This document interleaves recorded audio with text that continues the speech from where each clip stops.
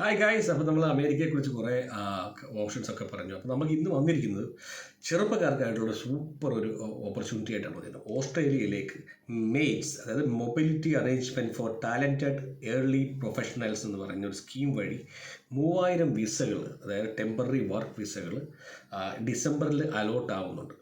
അപ്പം ഒരു കൺസൾട്ടൻസിക്ക് ഒരു ഫീസും കൊടുക്കാതെ നിങ്ങൾക്ക് ഡയറക്റ്റായിട്ട് വീട്ടിലിരുന്നു കൊണ്ട് ആപ്ലിക്കേഷൻ ഫീസ് അടച്ച് അപ്ലൈ ചെയ്യാൻ പറ്റുന്ന ഈ വിസയെക്കുറിച്ചും അതിൻ്റെ ബെനിഫിറ്റിനെ കുറിച്ചും കൂടുതൽ അറിയാൻ വേണ്ടിയിട്ട് വീഡിയോ ഫുള്ളായിട്ട് കാണുക. ഇപ്പം മെയ് 2023 ഭാരത സർക്കാർ ഓസ്ട്രേലിയൻ ഗവൺമെൻറ്റും കൂടെ ഈ മെയ്റ്റ്സ് എന്ന് പറയുന്ന ഒരു കൾച്ചറൽ എക്സ്ചേഞ്ച്, ഒരു ടാലൻറ്റ് എക്സ്ചേഞ്ച് ഒരു പ്രോഗ്രാം ലോഞ്ച് ചെയ്തത്. ഈ വർഷം ഡിസംബറിലാണ് ഇത് അടുത്ത മെയ്റ്റ്സിൻ്റെ ഫസ്റ്റ് ബാലറ്റ്. അതൊരു ബാലറ്റാണ്. റാൻഡമായിട്ടുള്ള ആപ്ലിക്കേഷൻസിൽ നിന്നും പൂളിൽ നിന്നും ബാലറ്റ് സെലക്ഷനാണ്. ഈ ബാലറ്റ് രജിസ്ട്രേഷൻ ചെയ്യാനായിട്ട് $25 അതിൻ്റെ ആപ്ലിക്കേഷൻ ഫീസ്.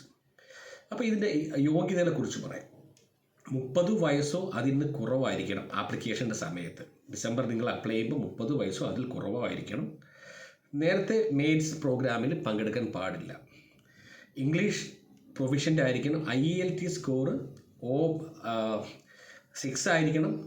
എല്ലാ ബാൻഡിനും 4 ബാൻഡിനും ഇൻഡിവിജ്വൽ സ്കോറായിട്ട് മിനിമം 5 ആണ്. പിന്നെ ഗ്രാജുവേഷൻ 2 വർഷത്തിനകത്തുള്ള ഗ്രാജുവേറ്റ്സ് ആയിരിക്കണം. ഇപ്പോൾ 2024 ഡിസംബറിൽ അപ്ലൈ ചെയ്യുമ്പോൾ 2022 ഡിസംബർ മുതൽ 2024 ഡിസംബർ വരെയുള്ള ഗ്രാജുവേറ്റ്സ് കൂടെ ആയിരിക്കണം. ക്വാളിഫിക്കേഷൻസ് ഉള്ളവരാണ് പരിഗണിക്കുന്നത്. റിന്യൂവബിൾ എനർജി, പിന്നെ മൈനിങ്, എൻജിനീയറിങ്, ഏത് എൻജിനീയറിംഗ് ആയാലും ഓക്കെയാണ്. Information communications technology ICT, artificial intelligence AI, financial technology fintech, agricultural technology agritech. ഈ മേഖലകളിലുള്ള ആൾക്കാർക്കാണ് ഈ അവസരം വന്നിരിക്കുന്നത്. ഇതിൻ്റെ ഏറ്റവും വലിയ അഡ്വാൻറ്റേജ് എന്ന് പറഞ്ഞാൽ ഒരു സ്പോൺസർഷിപ്പും ആവശ്യമില്ല. ഈ വിസ നിങ്ങൾ കിട്ടിക്കഴിഞ്ഞാൽ ഓസ്ട്രേലിയയിൽ പോയിട്ട് 1 വർഷത്തിനകം നിങ്ങൾക്ക് ഓസ്ട്രേലിയയിൽ ചെന്നാൽ മതി. അത് കഴിഞ്ഞ് 2 വർഷം നിങ്ങൾക്ക് അവിടെ സ്റ്റേ ചെയ്തുകൊണ്ട് ഏത് എംപ്ലോയർക്ക് വേണമെങ്കിലും വർക്ക് ചെയ്യാം, ഏത് എംപ്ലോയർക്ക് വേണമെങ്കിലും ഇൻ്റർവ്യൂ അറ്റൻഡ് ചെയ്യാം. 2 വർഷത്തേക്ക് അൺലിമിറ്റഡ് ആയിട്ട് നിങ്ങൾക്ക് ഓപ്ഷനാണ്. അത് കഴിഞ്ഞ് PR ഓപ്ഷൻസ് വരെ ഉണ്ട്. കാരണം നിങ്ങൾക്ക് അവിടെ വേറെ വിസയിലേക്ക് കൺവേർട്ട് ചെയ്യാം, ഇല്ലെന്നുണ്ടെങ്കിൽ PR ആപ്ലിക്കേഷൻസ് നിങ്ങൾക്ക് ഫോർവേഡ് ചെയ്യാം. ഈ വിസ ഒരുപാട് സീംലെസ് പോസിബിലിറ്റീസ് ആണ് ഈ വിസ പ്രൊവൈഡ് ചെയ്യുന്നത് കേട്ടോ. ഇതിനകത്ത് നിങ്ങൾക്ക് ഓസ്ട്രേലിയ 2 വർഷം താമസിച്ച് വർക്ക് ചെയ്യാം.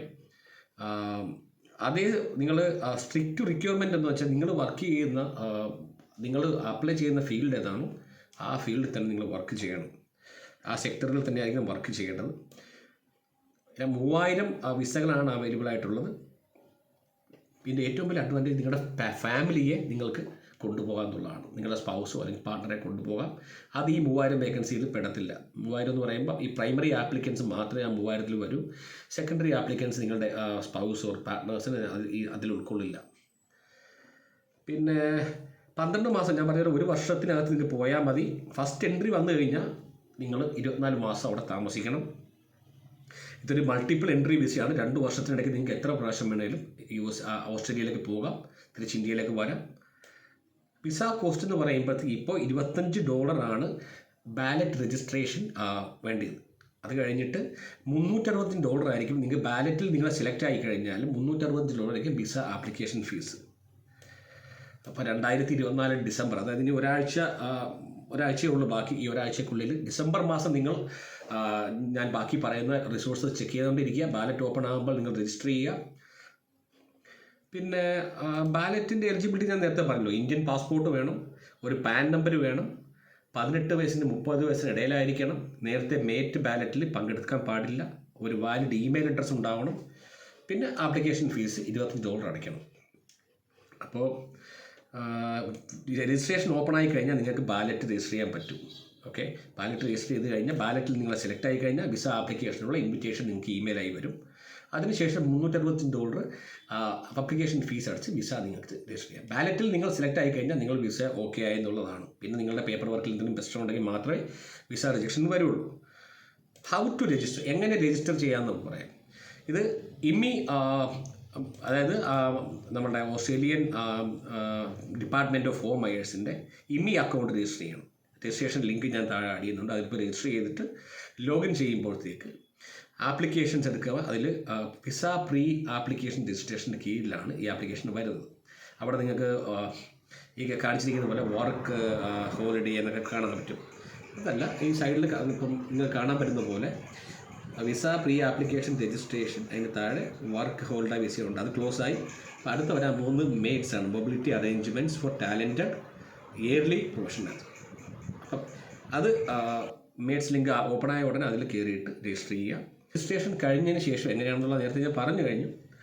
സക്സസ്ഫുൾ ആയിക്കഴിഞ്ഞാൽ നിങ്ങൾക്ക് ഒരു നോട്ടിഫിക്കേഷൻ സെക്ഷനിൽ വരും, ബാലറ്റ് റാൻഡംലി ബാലറ്റ് നിങ്ങൾ സെലക്ട് ആയി കഴിഞ്ഞാൽ വരും. ഈ ലെറ്റർ നിങ്ങൾ ഡീറ്റെയിൽസ് ഉണ്ടാവും. How to apply for sub class 403 ആണ് മേറ്റ്സ് സ്ട്രീം വിസ.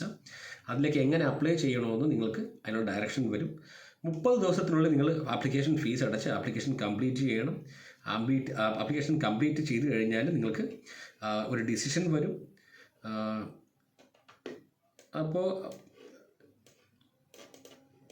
അപ്പം ബാലറ്റ് കിട്ടിക്കഴിഞ്ഞാൽ ഈ പറഞ്ഞ പോലെ ഒരു വിസ നിങ്ങൾക്ക് എലിജിബിൾ ആയെന്നുള്ള അർത്ഥം. പിന്നെ നിങ്ങളുടെ ഡോക്യുമെൻറ്റേഷനൊക്കെ പക്കയാണെന്നുണ്ടെങ്കിൽ